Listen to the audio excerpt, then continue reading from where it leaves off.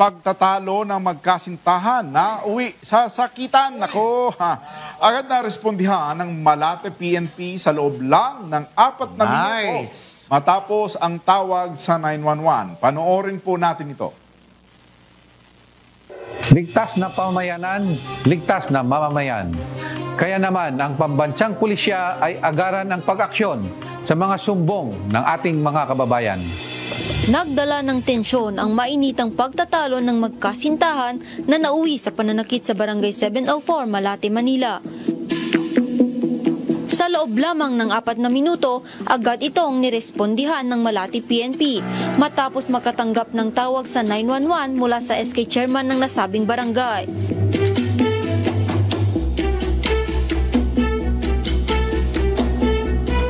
Ayon sa investigasyon, dinala ang magkasintahan sa barangay upang magkaayos. Subalit sa kalagitnaan ng kanilang pag-uusap ay uminit ang ulo ng sospek.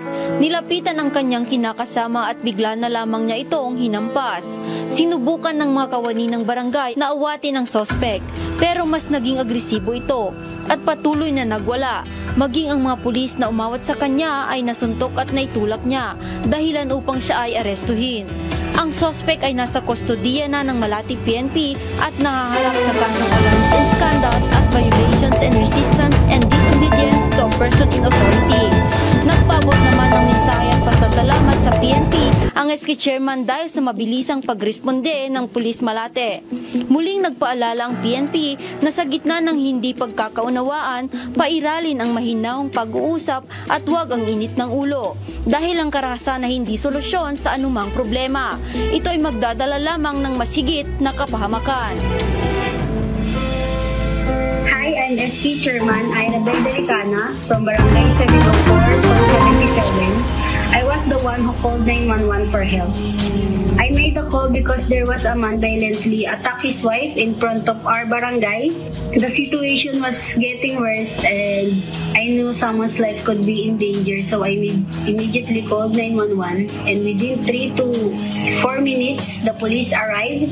They managed to stop the man, make sure the woman is safe, and also I was really impressed by the fast and professional response. It gave me peace of mind knowing that 911 is reliable in emergency, and I'm grateful to the officer who responded quickly. Thank you for your service and God bless.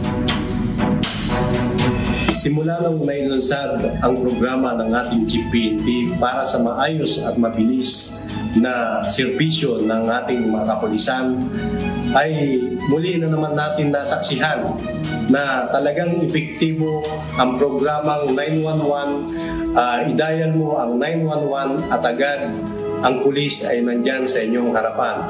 Sa loob ng 5 minuto, noong nakatanggap ang Tactical Operations Center ng Police Station 9, ay agad na rumisponde ang ating kapulisan na nagresulta ng pagka-aresto ng isang individual na kung saan nasampahan din ng kasong alarm and scandal at disobedience to personal authority. At dahil dyan, ang Police Station 9 ay patuloy na nagkakandak ng simulation exercise para mas mapabuti, mas mapabilis, mas maayos na responde para sa ating mga kababayan na nangangailangan ng tulong ng ating kapulisan.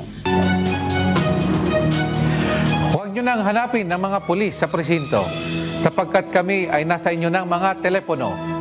Dial 911. Darating kami sa loob ng 5 minuto.